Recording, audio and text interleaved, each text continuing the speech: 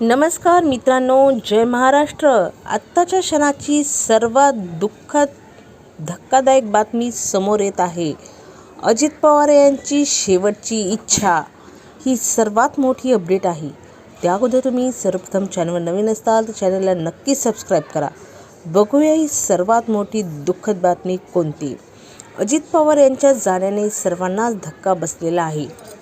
त्यातच आता अजित पवार यांनी शेवटचा फोन कोणाला केला होता याची माहिती समोर आलेली आहे. अजित पवारांचा शेवटचा फोन कॉल भाजप आमदार आणि भाचा राणा जगतसिंह पाटील यांना केलेला होता. विमानात बसण्यापूर्वी अजित पवारांचं राणा जगतसिंह पाटील यांच्यासोबत बोलणं झालेलं होतं.